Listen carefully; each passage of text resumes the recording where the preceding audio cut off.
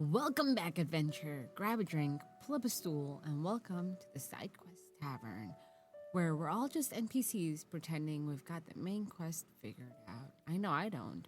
I'm your host, and if you're listening to this while hiding in your car before work, folding laundry you've been avoiding for 3 days, or recovering from a closing shift, or hiding from your kids, you're my kind of people.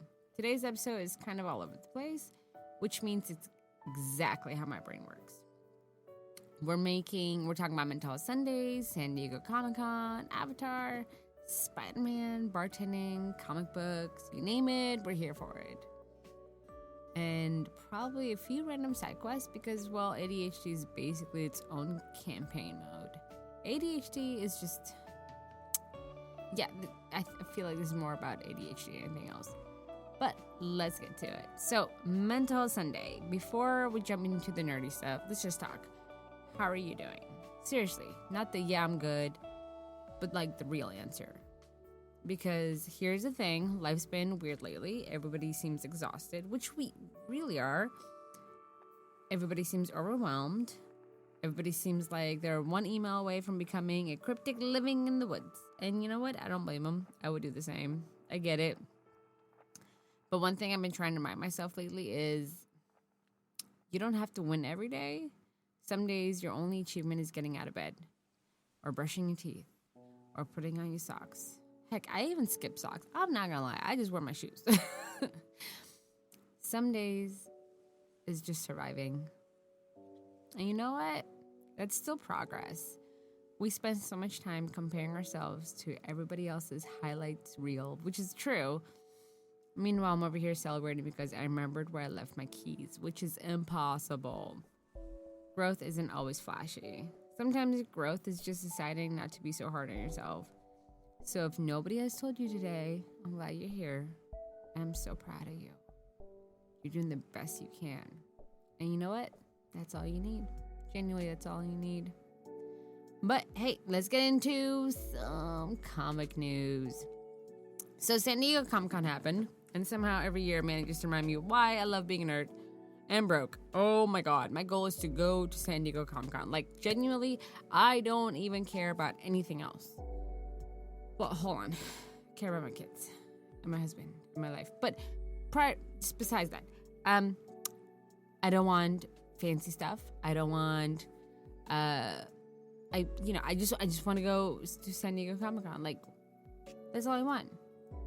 As a wedding anniversary, that's all I want to do. But yeah, so it happened. There's just something about thousands of people getting together because they all love stories. No politics, no work, no drama, just stories. And honestly, the cosplay this year, amazing. Absolutely amazing. And cosplaying is hard. I'm not gonna lie. You put that bitch together and you spending hours and days and weeks and months on it and come to the main event and something falls off. Something always falls off. But I believe now there are cosplayers who fix other cosplays. If you know what I mean. They're like the fixer-uppers walking around with like a glue stick and whatever you need, which is phenomenal. But yeah, I love Comic-Con. I think it's fun. And I love the fact that any age group can enjoy it. Whether you're 12, 20, 40, 60, you have that in common. But we had some awesome stuff that happened at Comic-Con. So, let's talk the Hall H. Let's get started, okay? So Marvel came into Hall H ready to remind everyone that they still know how to steal the show. They always steal the show. One of the biggest announcements, Ryan Gosling has officially been cast as Ghost Rider. He was not on my bingo card of 2026. I don't know how that happened. But you know what? I'm here for it. Black Panther 3 has officially, it's officially happening with Ryan and returning to direct. Let's see, the Sun, well, I'm sorry, not real Sun, obviously, is essentially becoming Black Panther. So I'm curious to see how that's gonna go. We get to see inside of Avengers Doomsday with footage, conflict between Doctor Doom. So I'm looking forward to that. Let's see. We saw the trailer. That is not our Captain America at all. So I'm curious to see how that's going to go. I'm excited. I'm super excited. We also got Deadpool making an appearance, which that was fun. I'm sorry. Deadpool anywhere is fun. It's just so great. Spider-Man hype. There was big Spider-Man hype. So Peter Parker's basically starting over after the event of a No Way Home. And early footage hints at a more grounded story while throwing plenty of big Marvel surprises into the mix. So apparently Punisher and the Hulk make an appearance. So I wonder if this has anything to do with the cube. I wonder, but I am curious. I definitely want to watch the movie if I have a sitter. I'm not gonna lie, there's a lot that I want to do, but it all falls under, do I have a sitter? And if I watch a movie that was not worth it, I'm so mad because I had to pay someone to watch my kids. Unless I have a friend that does it for free. You know what I mean? But hey, I'm here for it. It's hard being a nerd, all right? So also, X-Men are finally here. So we had the OG cast, which was great. That essentially made X-Men, James, Rebecca, the gang. I guess they're called classics now, which I don't know how I feel about that. But yeah, one thing I love about SDCC, it's easy to get caught up in the blockbuster announcements. But Comic-Con has always been bigger than that. You got independent creators, authors, artists, tabletop games, cosplayers, and collectors, which I absolutely love. The Pokemon collectors and Magic the Gathering. But the best part, honestly, the biggest thing I take away every year isn't like the trailers, is seeing thousands of people get together and just enjoying an event that celebrates them. But yeah, nobody cares if you're wearing a Mandalorian armor. Nobody cares if you're carrying a lightsaber. Nobody cares if you spend 6 months making a costume from a comic book that only 12 people have read. Someone will recognize it. Someone will appreciate it. For one weekend, everybody belongs. And honestly, we could all use a little more of that in everyday life. You're not alone. You're going to find your crew. And you know what? You don't have to be blood to be family. You can make your own family. It's absolutely beautiful. But all right, that's enough of Hall H. God, I just want to live in Hall H. Can we do that?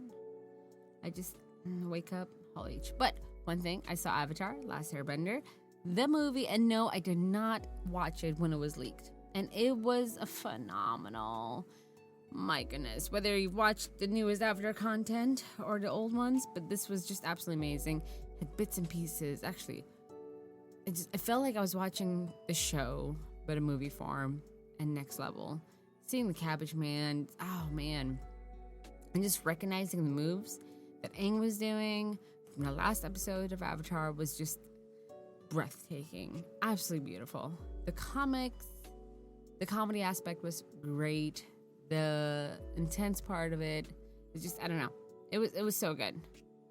It was so good. It tackled grief, war, forgiveness, identity, mental health, responsibility. Even now, Uncle Arrow continues to be the therapist we all wish we had. Honestly, if someone asked me where to start learning emotional intelligence, I'd probably say, watch Uncle Arrow, drink tea, cry a little, you'll be fine. Yeah, just watch it. I can't tell you if he was in the movie or not, but it's just, I don't know. I love Avatar, Last Airbender. And if you've never seen it, you need to watch it. And the show kind of grows with you. You know what I mean? But I hope everybody had a great week. I worked behind the bar. But yeah, let's leave Marvel for a second and enter the true multiverse, the service industry. If you've worked behind the bar, you already know. People lose all common sense after about 2 drinks. I'm not gonna lie, I had some questionable people in my bar. Questionable people. They made up drinks that I've never heard of. And these drinks already had names. So essentially they gave it their own name and spin on it. And they expect you to know what this drink is. I don't know. I don't know. It's just been interesting. I've had customers ask me for things that made me question reality. And people go, this is such a hard drink. Can you make me... Do you know what's in a margarita?